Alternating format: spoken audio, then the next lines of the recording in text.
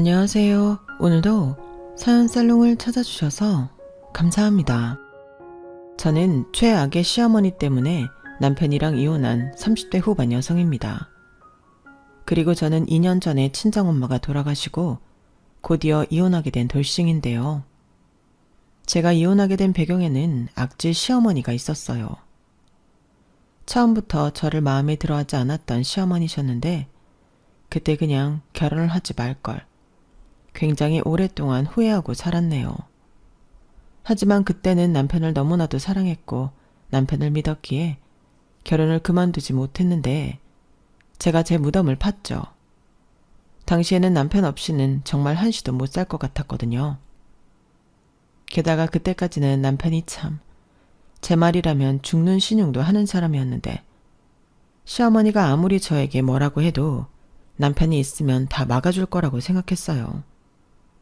네, 당시 저는 너무 순진하다 못해 한심했어요. 지금 돌이켜보면 문제의 시작은 상견례 때부터였는데 상견례 전 보통 시댁에 인사를 가잖아요. 지금도 조금은 억울한 게 그때는 시어머니가 그런 조짐을 저에게 전혀 보이지 않으셨어요. 게다가 남편도 그렇고 남편의 위인 누나들도 자기 엄마는 자식들에게 별로 관심이 없는 사람이라며 저더러 알아서 잘 살면 된다고 말을 해서 아, 그렇구나 생각했거든요. 이왕이면 극성인 부모보다는 조금 무관심 부모가 더 좋다고 생각했어요. 그런데 이렇게 상견례 때 180도 다른 모습을 보여줄 거라고는 상상도 하지 못했죠. 참고로 저는 이혼 가정에서 자랐어요. 물론 시부모님도 이미 그 사실을 다 알고 계셨죠. 그런데 상견례 때 저희 엄마를 본 시어머니는 제가 집에 방문했을 때와는 다르게 저희 엄마를 불편하게 만들었는데요. 시어머니는 같은 여자면서 저희 엄마가 남편도 없이 힘들게 산다고 은근히 무시하셨어요. 자기 나이의 여자들은 그저 남편 그늘에서 편하게 사는 게 좋은 팔자라나요? 그런데 사람의 앞날은 아무도 모른다고 제가 결혼 후 시아버님이 중풍으로 갑자기 쓰러지셨어요. 정말 거짓말처럼 그날 이후부터 거동이 힘들어지셔서 수발을 받아야만 하셨는데 그러니 막말로 병수발 들어야 하는 남편이 있는 것보다는 남편 자체가 없는 저희 엄마 팔자가 훨씬 좋았죠. 하지만 시어머니는 당신의 앞날도 모르고 제가 아빠 없이 자라서 걱정이 많다는 등 선을 넘으셨어요. 아우, 이런 말 어떻게 생각하실지 모르겠지만 저희 아들이요. 어디에 내놔도 빠지지 않는 아들입니다. 제 주변에서도 사위 삼고 싶다는 사람들이 수두룩이에요. 그중에는 조건 좋은 아가씨들도 많은데 우리 아들이 수영이 아니면 안 된다고 고집을 부리니까 저도 어쩔 수 없이 두 손 두 발 다 들었어요. 자식 이기는 부모 없잖아요. 제가 지고 들어가야지 어쩌겠습니까? 뭐 수영이만 놓고 보면 아무 문제 없는 거 잘 알지만 그래도 이왕이면 부모 다 있는 집에서 자랐으면 얼마나 좋아요.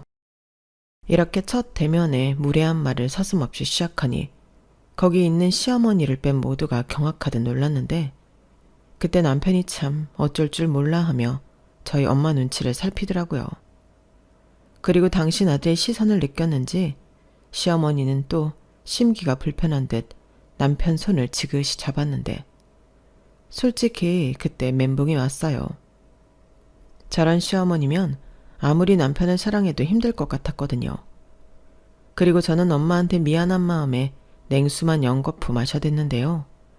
그러자 자존심 빼면 시체인 저희 엄마는 언제 당황했냐는 듯 표정을 가다듬고 차분하게 이렇게 말씀하셨어요.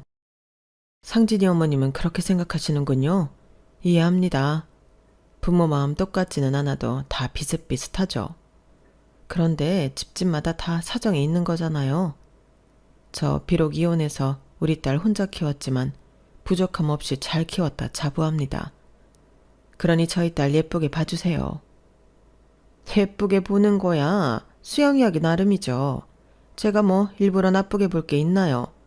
그랬으면 이 자리도 안 나왔습니다. 안 그래요, 여보? 이제 그만 좀 해. 여기까지 나와서 왜 쓸데없는 소리를 하는 거야?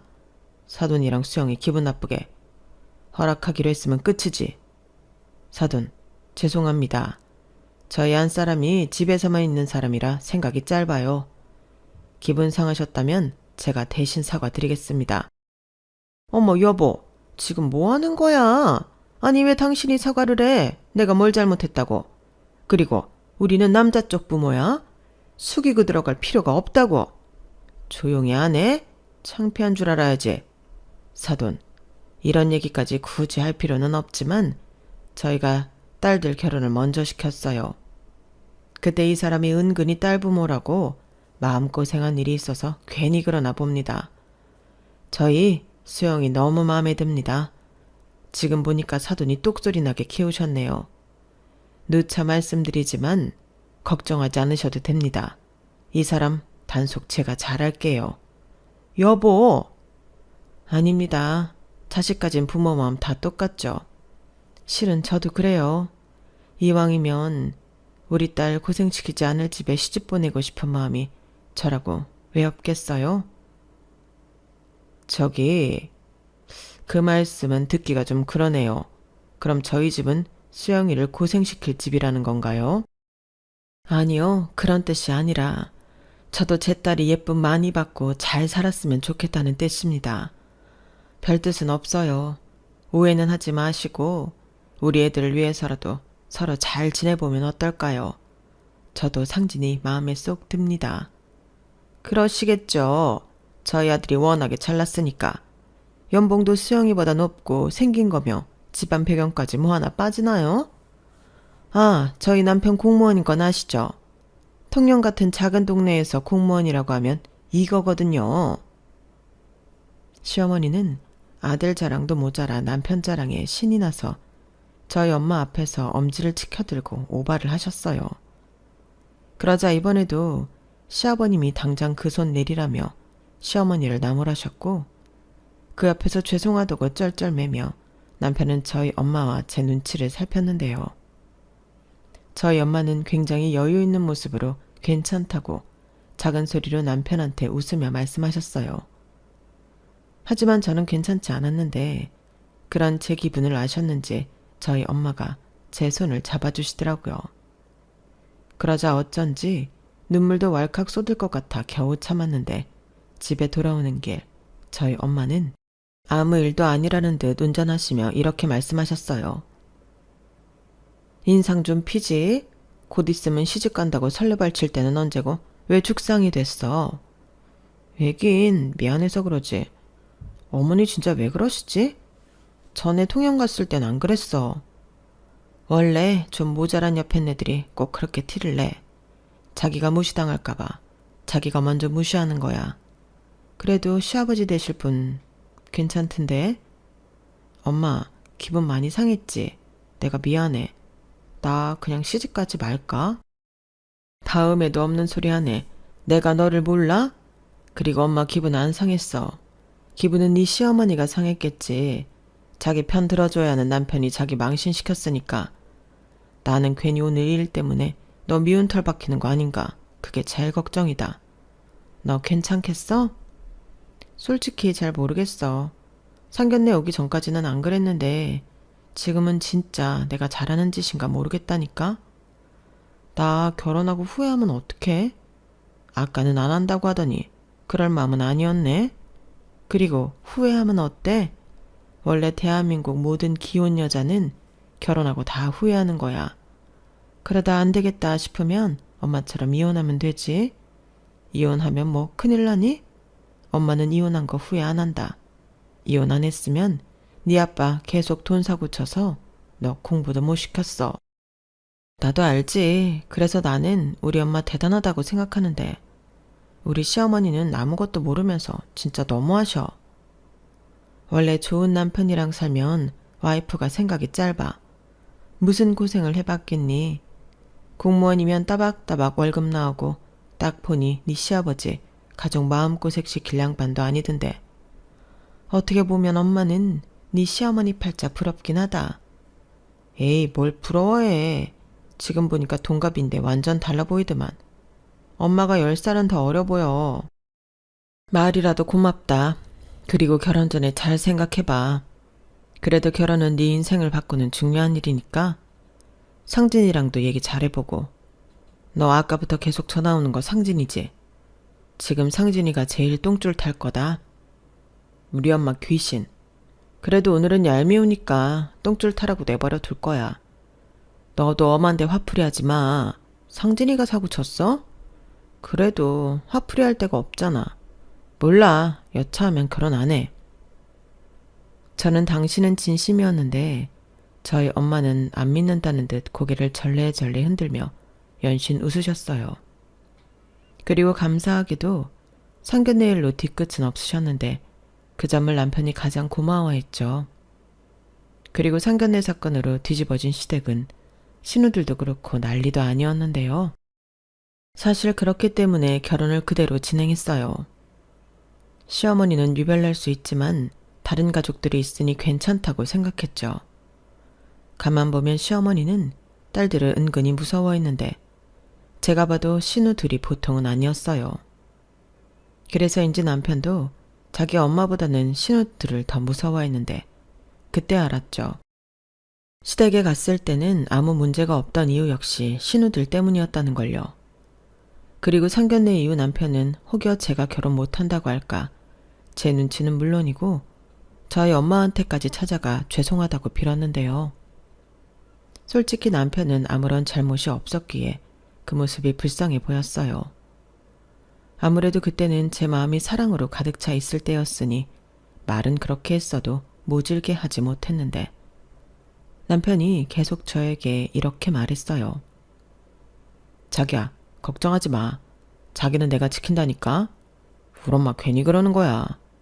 장모님이 동갑인데 세련되고 능력도 있어 보여서 심술 난 거야. 내가 말했잖아. 우리 엄마 나한테 관심 1도 없다니까. 며느리 생겼다고 없던 관심이 생기나? 다 그때뿐이지. 못 믿겠으면 누나들한테 물어봐. 내가 전화해 줄까? 라고 하는데 그냥 그때는 용 쓰는 남편이 짠해 보이고 남편이 하는 말을 믿고 싶었어요. 그리고 합리적인 생각으로 어차피 시댁은 멀리 있으니까 시어머니와 부딪히면 뭐 얼마나 부딪힐까 그런 생각도 있었는데요. 또 남편 말대로 여차하면 신우들도 있으니까 어떻게든 될 거라고 믿었죠. 남편도 자기 누나들을 의지했지만 저도 그랬거든요. 시어머니보다 더 어른 같고 같은 여자고 며느리니 배라도 많이 해줬는데 상견례 때도 마찬가지였어요. 저희 쪽은 엄마와 저 이렇게 둘만 나가는데 자기들은 5이나 되지 않냐고 저희 쪽을 신경 써줬는데 신우들은 시아버님을 닮은 것 같더라고요. 그리고 저는 남편도 시어머니보다는 시아버님을 닮았다고 생각했는데 그건 아니었어요. 남편 말을 믿고 한 결혼은 제 생각과는 조금 달랐거든요. 일단 시댁과 거리가 있기 때문에 결혼 초 크게 부딪힐 일은 없을 거라고 생각한 것 자체부터 엇나갔는데요. 시어머니는 걸핏하면 저에게 전화해 정말 쓸데없는 잔소리를 하셨어요. 나중에는 잔소리를 하기 위해 어떻게 해서든 꼬투리를 잡으려 하는 것 같았는데 예를 들면 이런 거였거든요. 원래 학교 다닐 때도 아침은 안 먹고 다녔다는 남편이었는데 남편 아침상을 왜 안 차려주냐고 저한테 뭐라고 하시더라고요.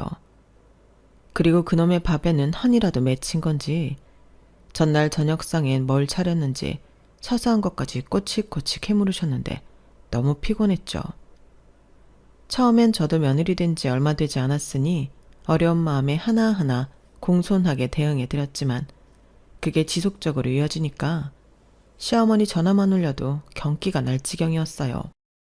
그래서 남편한테 너무 힘들다고 얘기했고 남편이 난리를 쳐서 밥 문제로는 더 이상 잔소리를 듣지 않게 되었는데 어디 시어머니가 며느리 꼬투리 잡을 게 바뿐이겠어요. 그러다 제가 오전 회의에 들어갔다가 4시간 만에 나온 날이 있었는데 글쎄 시어머니로부터 부재중 전화가 99통이나 와 있더라고요. 깜짝 놀랐죠. 저는 시댁에 무슨 일이 생긴 줄 알았다니까요. 어머니, 무슨 일 있으세요? 전화가 99통이나 와 있어서 깜짝 놀랐어요. 너도 놀랐니? 나도 놀랐다. 아니 어떻게 시어머니가 99통이나 전화를 하는데 며느리가 한 통도 안 받을 수가 있니? 내가 정말 오기가 생겨서 계속 전화했다. 아, 네? 그럼 무슨 일이 있는 건 아니고 그냥 하신 거예요? 저는 정말 놀랐어요. 그러게 왜 전화를 안 받아? 내가 얼마나 애가 탔는 줄 알아? 너 정말 우리한테 큰일이라도 있었으면 어쩔 뻔했어. 너 솔직히 말해. 일부러 안 받은 거 아니야? 아니에요. 저 회의 들어갈 때 보안상 핸드폰 못 들고 들어가요. 뭐 그딴 회사가 다 있니? 정말 유난이다. 그리고 내가 전화한 이유는 전에 우리 아들 감기 기운 있다고 했잖아. 지금은 좀 어떠니? 어머니, 그게 궁금하셔서 저한테 99통이나 전화를 하신 거예요? 아니, 그런 게 걱정이 되셨으면 남편한테 전화를 하시면 되죠. 왜 굳이 저한테? 너는 내가 큰일이 있어야만 전화를 할 수 있는 사람이냐? 그리고 우리 아들은 일하느라 바쁘잖아. 바쁜 애한테 어떻게 전화를 하니? 저도 똑같이 일하고 바빠요. 그리고 회의 들어가면 언제 끝날지도 모르고 저희는 회의하는 게 업무의 절반이에요. 그러니까 다음부터는 99통 그거 생각하고 전화 꼭 받아. 그냥 전화 안 받으면 며느리가 바쁘구나 생각해 주시면 안 될까요? 뭐라고? 너 지금 직장 다닌다고 유세 떠냐? 뭐 대단한 일 한다고? 나 참 꼴 사나워서. 아무튼 우리 아들 감기 기운은 어떤데? 약 먹고 자서 그런지 아침에는 좋아 보였어요. 그리고 제가 아플 것 같으면 중간에라도 병원 다녀오라고 했는데 병원에 갔다 온지는 모르겠네요. 너는 말로만 네 남편을 챙기냐? 걔가 어릴 때부터 아파도 병원에를 안 가는 애였어. 데리고 다녀야 한다고. 무슨 어린애도 아니고 자기가 살만하니까 그랬겠죠. 어머니, 저 바빠서 그런데 앞으로 그이한테 궁금한 건 그이한테 물어보세요. 그게 정확하고 빠르잖아요. 너는 내가 아까 한 말을 뭘로 들은 거야? 그리고 너 지금 내 전화가 귀찮다는 거지? 이게 며느리가 돼서 빠져서는 너 안 되겠다. 주말에 우리 집에 내려와라. 나 분명히 말했다.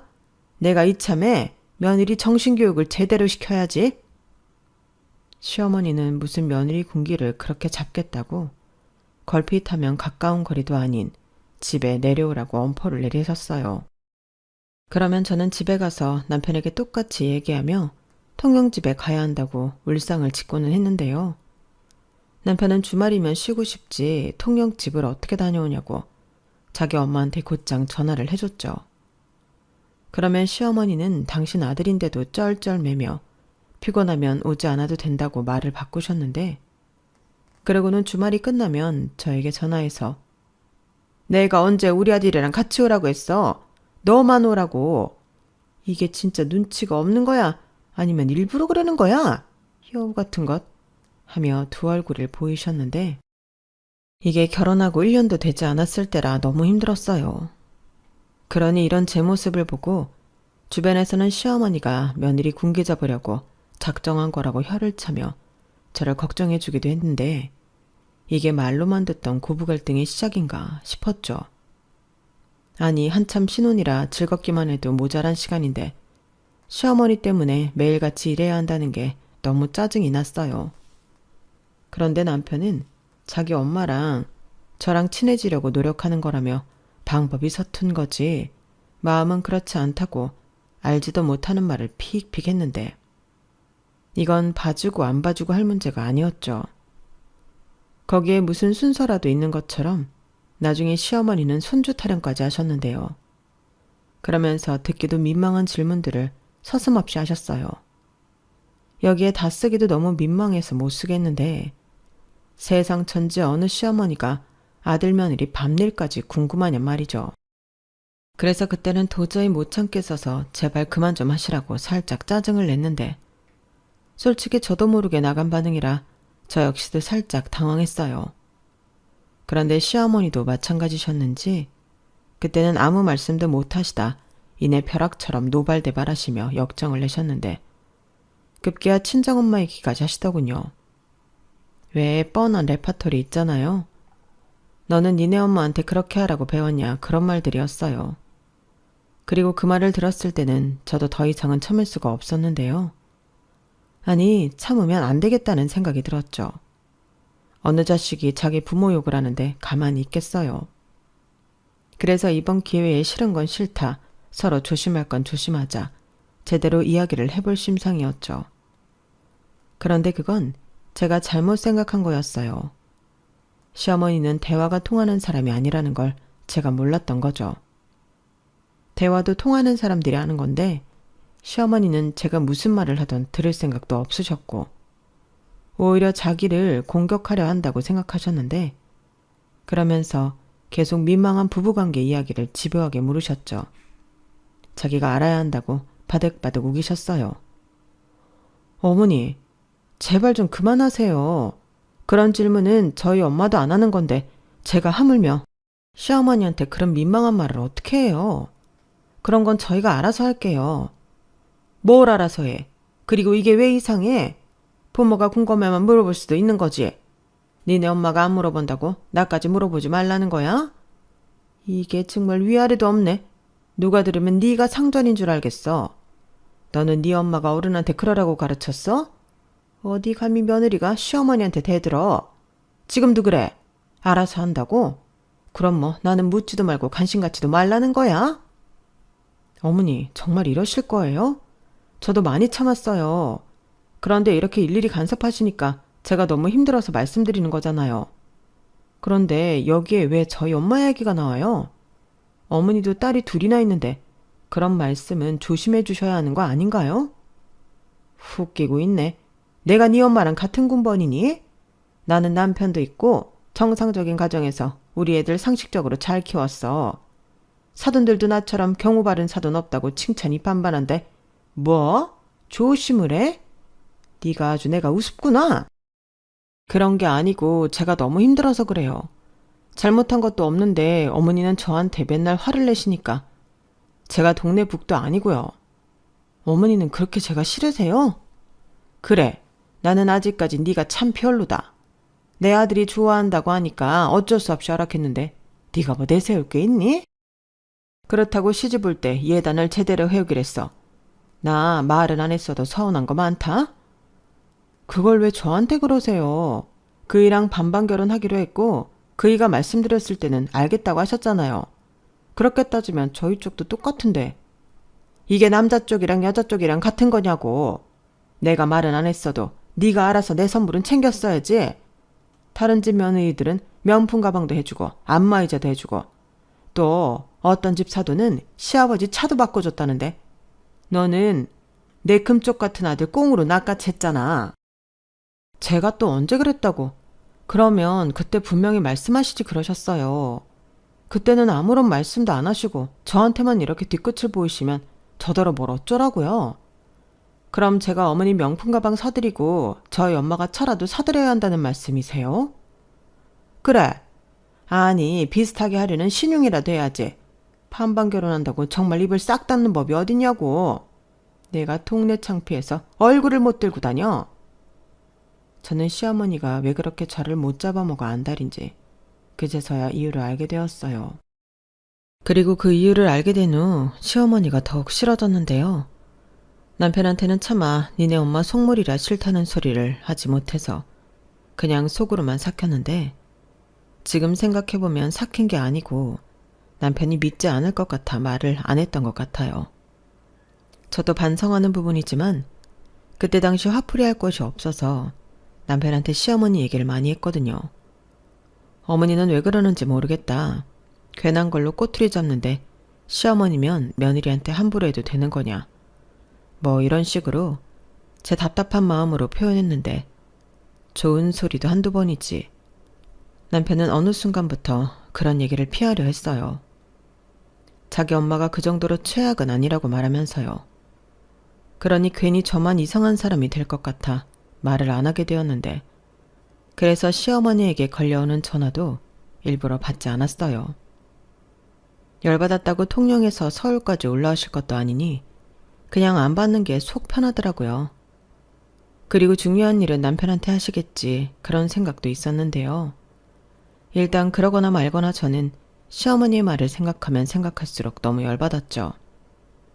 제가 알기로 시어머니는 시누이 2병 시집 보낼 때 딱히 뭘 해줬다는 말을 못 들었는데 자기는 한 적도 없는 걸 저한테 안 해왔다고 저리 땡깡을 피우신다는 게 너무 말이 안 된다고 생각했어요. 그렇게 저는 시어머니의 속셈을 다 알아버렸고 시어머니와 잘 지낼 마음이 아예 사라져 버렸는데요. 원래 오는 말이 고와야 가는 말도 고운데 저 싫다는 사람한테 잘 보이려 노력할 필요가 없잖아요. 그리고 그때까지는 시어머니가 남편한테는 꼼짝도 못하고 할 말도 제대로 못하시니 무서운 것도 없었는데요. 그때까진 저도 남편을 믿었던 마음이 컸었죠. 내 남편이 내 편 들지 애도 아니고 찌질하게 자기 엄마 편을 들까? 저도 자신만만했는데 완전히 믿는 도끼에 발등을 찍혔어요. 시간이 지나면 지날수록 아들은 효자가 된다고 하더니 제 남편도 별 수 없더라고요. 그렇게 남편은 점점 제가 시댁에 잘하려 하지 않는 것 같다고 서운한 티를 내기 시작했는데 곧이어 시아버님이 쓰러졌을 때는 아예 대놓고 저더러 통영집을 자주 드나들며 시어머니를 도와주라고 하더라고요.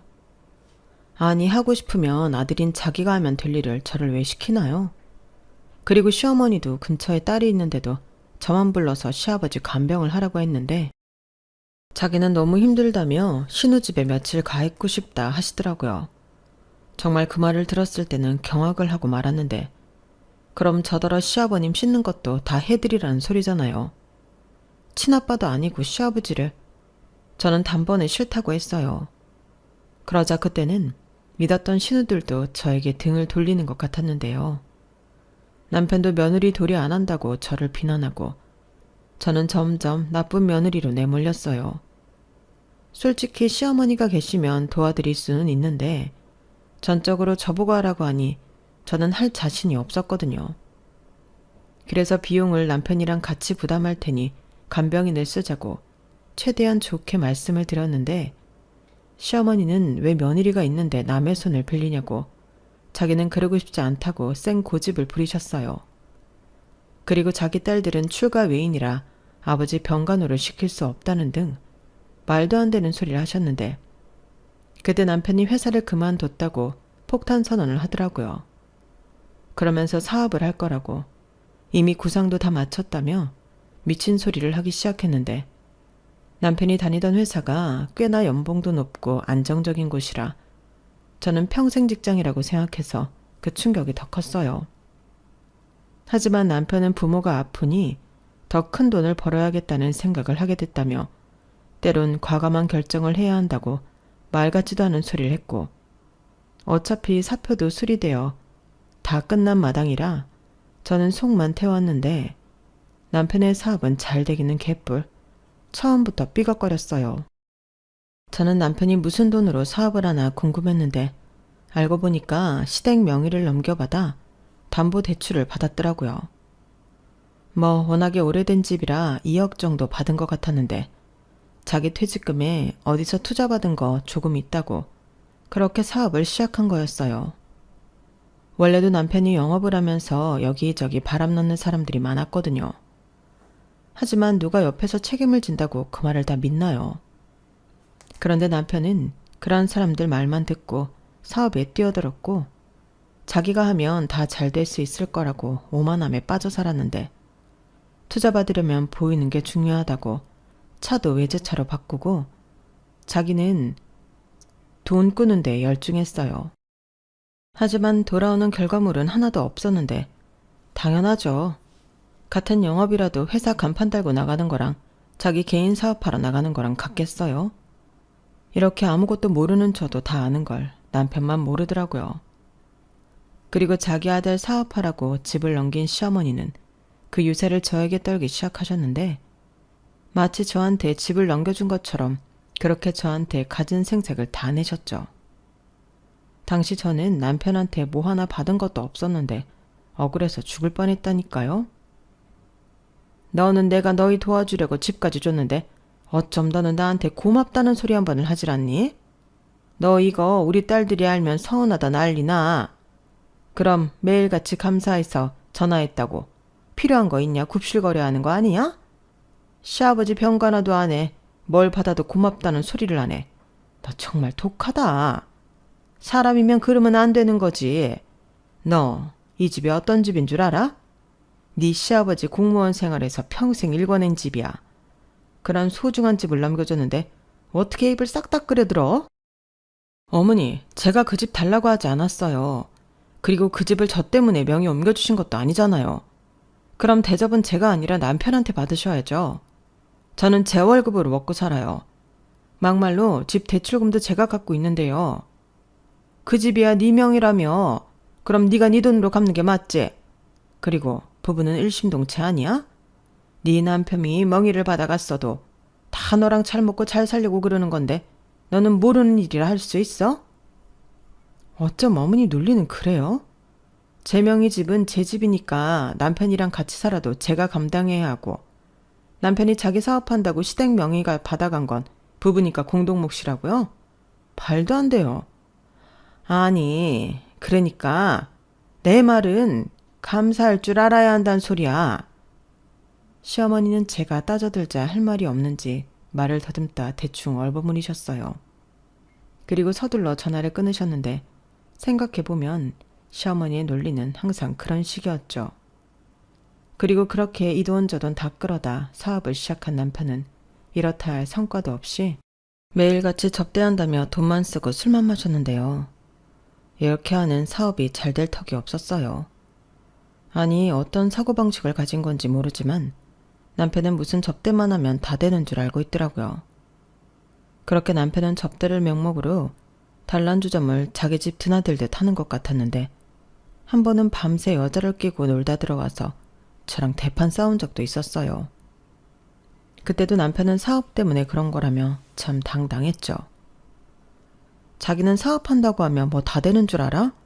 밤새 여자랑 있었잖아. 내가 거기서 무슨 짓을 했는지 어떻게 알아? 그렇게 남편을 못 믿냐? 나는 떳떳해. 그리고 남자가 사업하다 보면 여자들이랑 밤새 있을 수 있지. 그런 것도 이해를 못 해주면 어떡해? 자기도 사장 사모님 소리 듣고 살려면 감당해야 할 일이야. 사장 사모님 같은 소리 하네. 누가 언제 그런 소리 듣고 싶대. 자기 사업한다고 하고 나가서 놀기만 하잖아. 괜히 헛바람만 잔뜩 들어서. 그리고 이젠 여자 끼고 놀다 들어와서 뭐? 사업을 하다 보면 그렇다고? 누굴 지금 바보로 알아? 그렇게 말할 거면 적어도 나한테 생활비를 따박따박 가져다 주고 말해. 지금 이 집 대출금도 내가 혼자 갚고 있는 거 알지? 또 시작이다. 내가 큰돈 벌려고 이러는 거잖아. 누가 혼자 살겠다고 이래? 계약만 따면 그때부터는 순탄대로 고속도로야. 뭘 알지도 못하면서. 그리고 내가 돈 벌면 그 집 대출금부터 다 갚고 말지. 그거 하나 못 기다려주냐? 나도 다 생각이 있어. 돈 벌어서 자기 호강도 시켜주고 우리 아빠 좋은 시설에 모시고 우리 엄마한테도 집 한 채 턱 사주고 우리 모두 행복할 수 있어. 어느 천년에 요즘 경기 어렵다고 뉴스에서 계속 나오는 거 못 봤어? 아니, 사람이 왜 이렇게 변했는데? 그렇게 잘 다니던 회사를 왜 그만두냐고. 원래 될 놈은 어떤 상황에서도 되는 거야. 나는 될 놈이지. 그리고 회사 생활에서 어느 세월에 성공하냐? 남편은 사업을 시작한 이후 말이 통하지 않는 사람이 되었어요.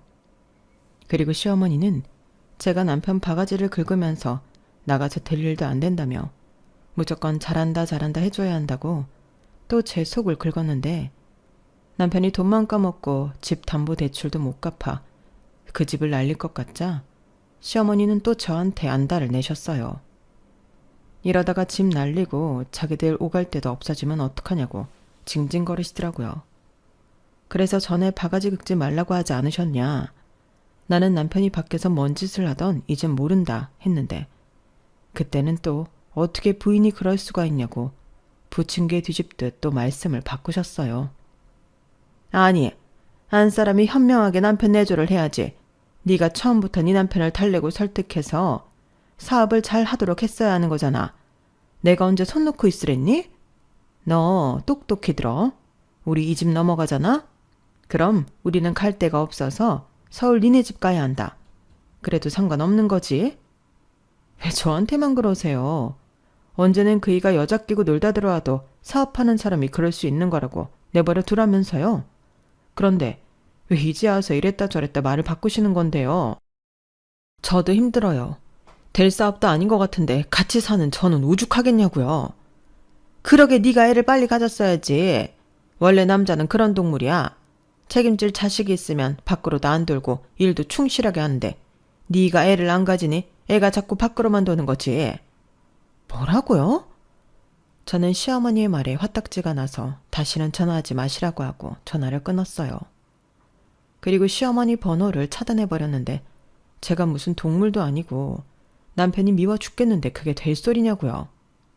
그러자 시어머니는 저한테 한 소리 들은 것도 억울하고 또 저랑 연락이 되지 않자 자기 아들한테 전화해서 있는 소리 없는 소리 다 하신 모양이었는데 남편도 시어머니한테 집을 받았기 때문에 싫은 소리도 하지 못하고 자기 엄마 하소연을 들어줘야 했겠죠.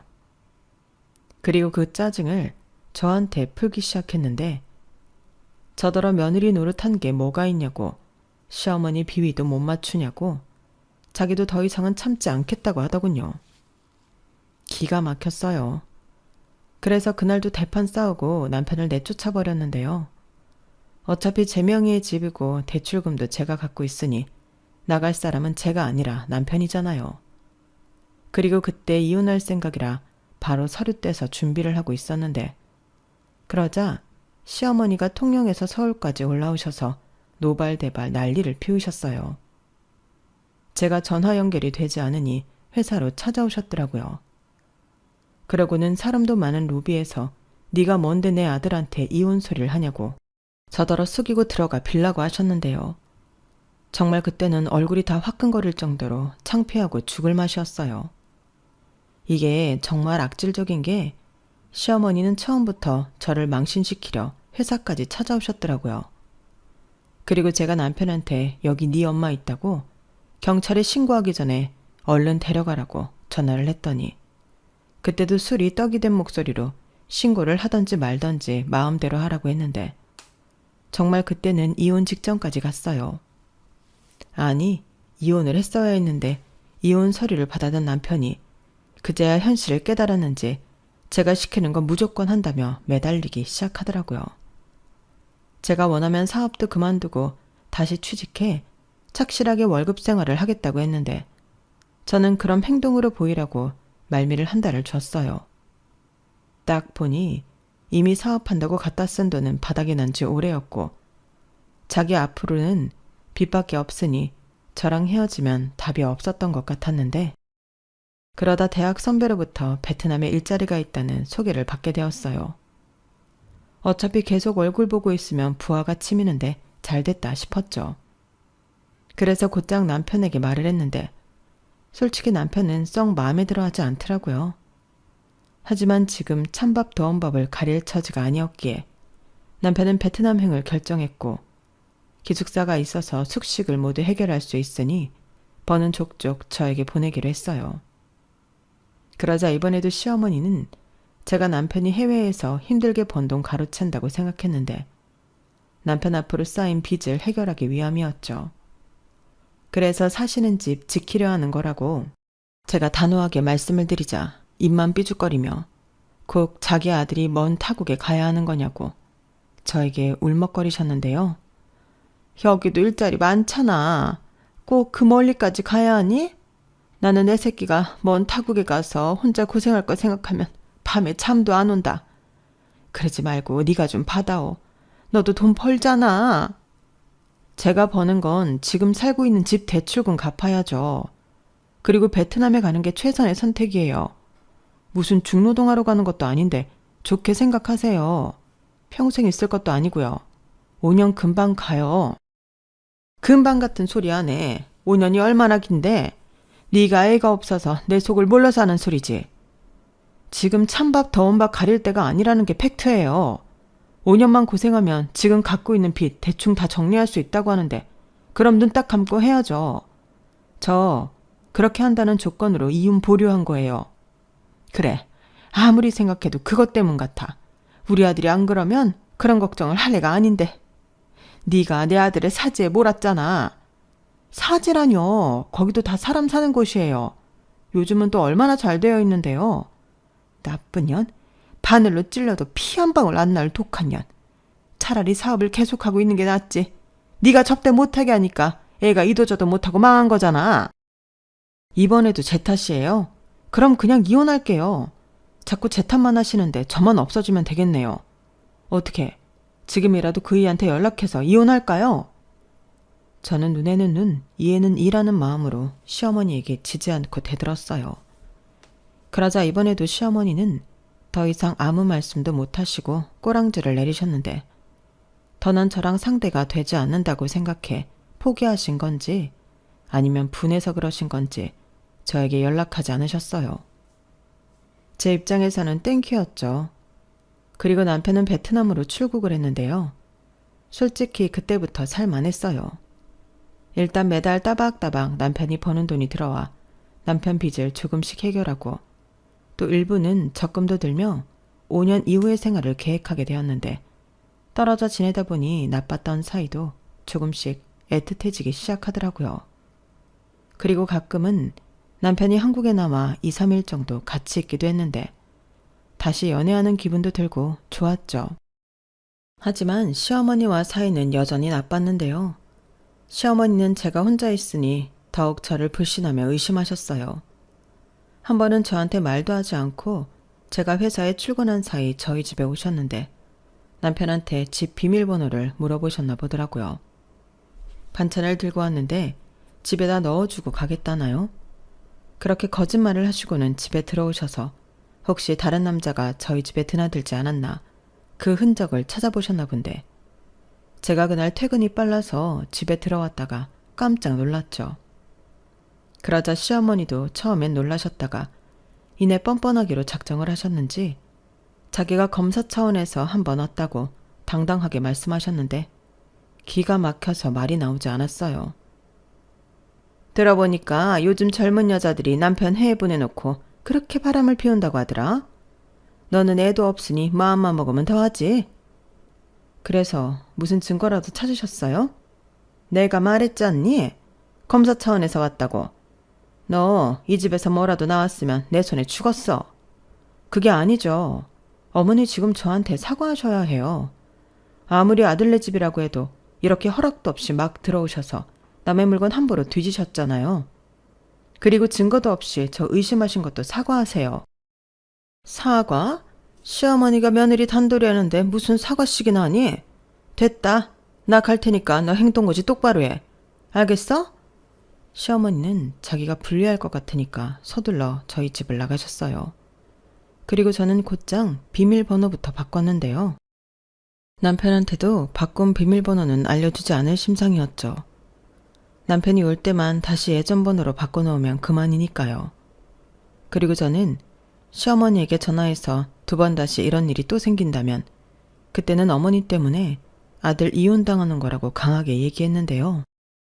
시어머니는 저더러 버릇이 없다며 노발대발 하셨지만 저는 전화를 끊어버렸어요.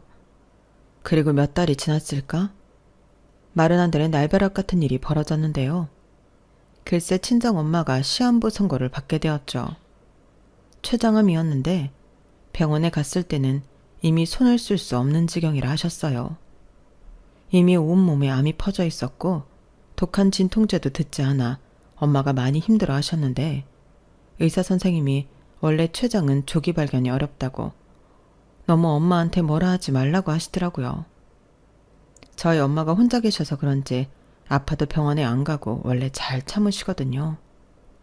그래서 나중에 이러다 병 키우는 거라고 나이 먹었으면 조금만 아파도 병원에 가야 한다고 잔소리를 했는데 저는 그때도 엄마가 아픈데 저한테 말도 하지 않고 참고 버티다 이 지경이 됐다고 생각했죠.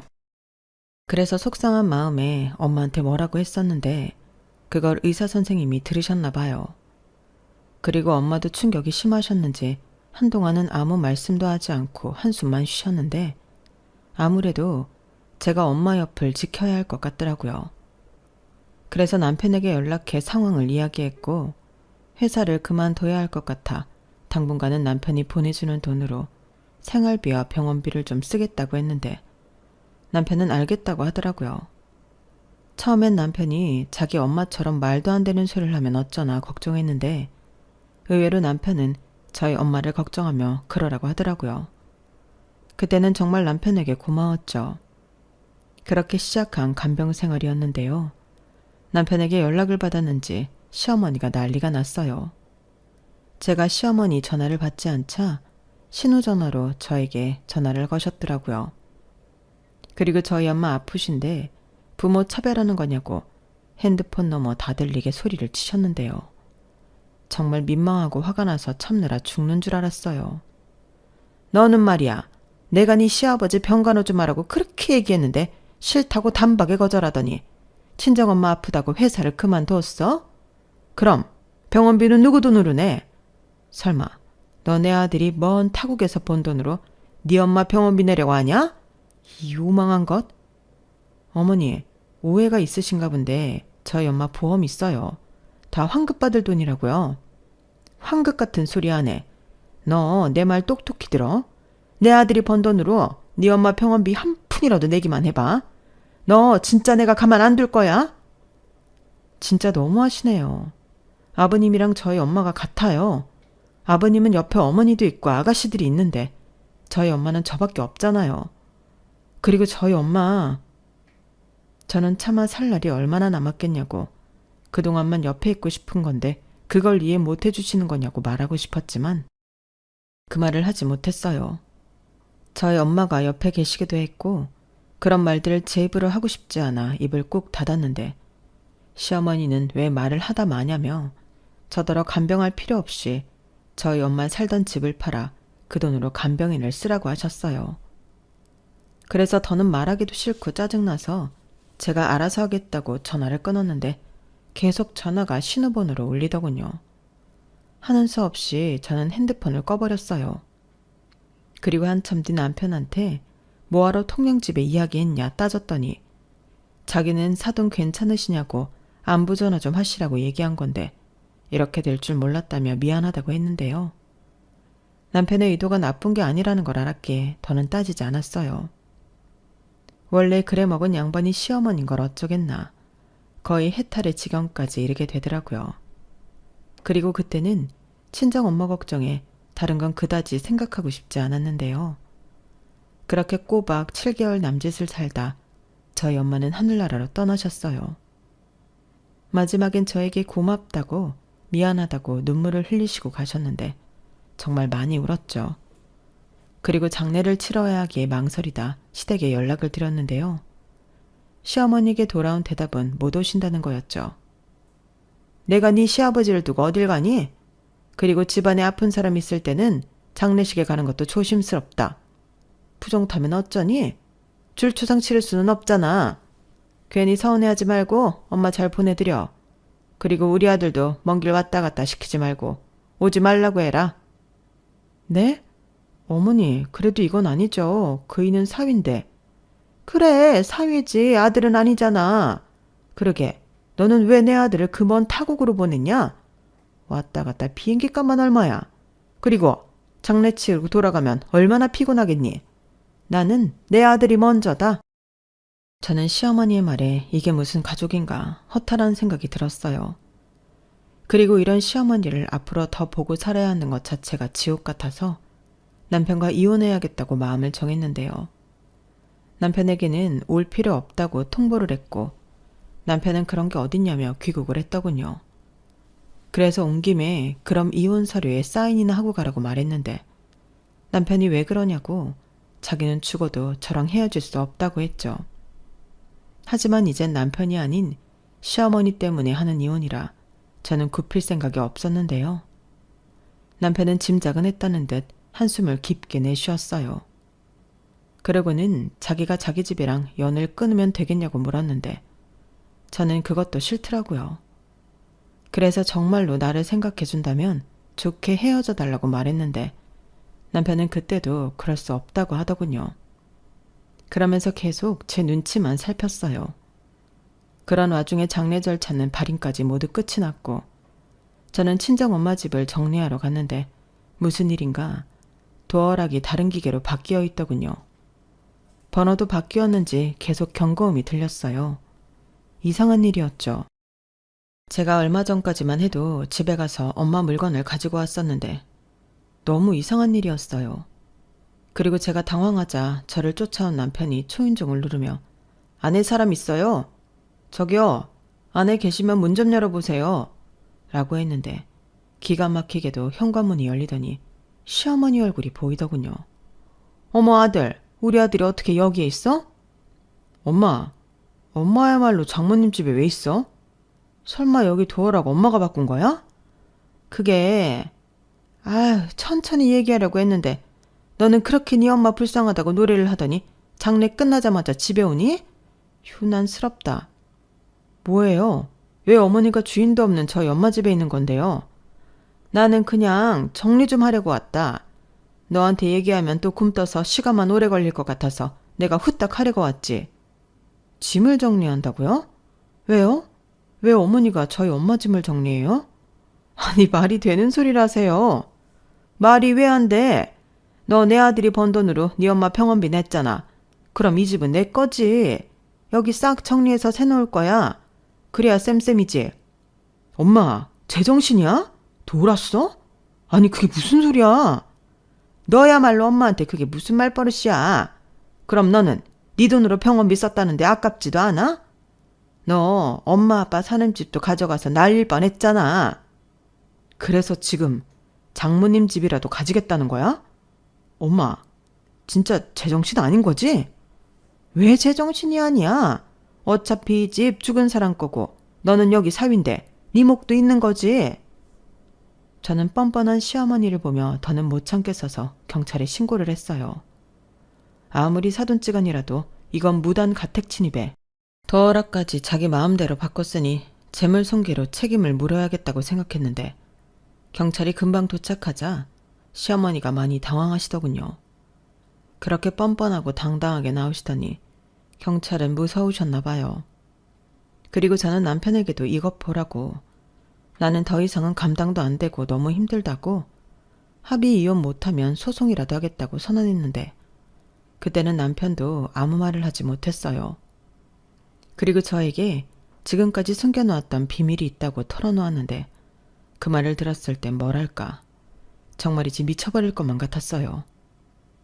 내가 일부러 속인 건 아니고 장모님이 자기한테는 말하지 말라고 하셨어. 그래도 그렇지. 사업자금은 우리 엄마한테도 빌렸으면 똑바로 했어야지. 매달 갚고 있었어. 최근까지도 따로 갚고 있었다고. 그리고 내가 가져온 통영집 명의도 장모님한테 넘겼어. 내가 그 빚은 갖고 있지만 여차해서 못 갚으면 그 집이라도 드리려고. 빚밖에 없는 집 줘서 뭐하게? 정말 뻔뻔하다. 아니, 이젠 무섭다. 사람들이 어떻게 그래? 미안해. 나는 내가 베트남에 가 있으면 우리 엄마가 자기한테 안 그럴 줄 알았어. 내가 생각이 짧았다. 우리 엄마한테도 얘기할게. 자기한테 그러면 안 되는 거라고. 됐어. 그런 말이 통했으면 지금까지 저러지도 않아. 잘됐다. 그럼 통영집은 우리 엄마 거네. 맞지? 설마 이 지경까지 와놓고 나 이혼 소송 해야 해? 자기한테 유리할 거 하나도 없는 거 알지? 양심이 조금이라도 있으면, 아니, 우리 엄마한테 조금이라도 미안한 마음 있으면 자기가 가진 거 다 내놓고 내 인생에서 꺼져. 저는 감정이 치우쳐 남편에게 소리를 질렀어요. 그러자 경찰 앞에서 우물쭈물하던 시어머니가 득달같이 달려와 제 머리채를 잡고 어디서 자기 아들한테 소리를 지르냐고 눈이 뒤집혀 달려들었는데 남편이 말리고 경찰이 말리고 결국 저는 시어머니를 폭행죄까지 더해서 고소를 진행했어요. 그리고 이혼을 하면서 남편한테는 현재 있는 모든 재산을 받기로 했고 통영집은 저희 엄마 명의이니 시부모님을 나가시라는 통보했는데 시어머니가 그것까지는 몰랐는지 나중에 아시고는 빌고 사정하고 난리도 아니었죠. 그때는 신우들도 저에게 아픈 시아버지를 생각해 봐주면 안 되겠냐고 했는데 저는 단호하게 안 된다고 거절했어요. 이번 기회에 어떡하든 작은 연결고리 하나라도 다 없애버리고 싶은 마음이었는데 그래도 너무 매정하게 구는 건 마음이 아파서 시아버님 계실 시설 비용은 신우들에게 따로 넘겼죠. 그리고 남편이 벌어오는 돈에서 매달 양호시설 이용료를 내기로 했는데요. 이렇듯 남편은 먼 타국에서 돈 벌어 빚 갚고 자기 아버지 병간호비 되며 살게 되었어요. 시어머니는 오갈 곳이 없어져 신우집에 번갈아 가며 지내나 보던데 사위 눈치를 보느라 힘든 생활을 하고 있나 보더라고요.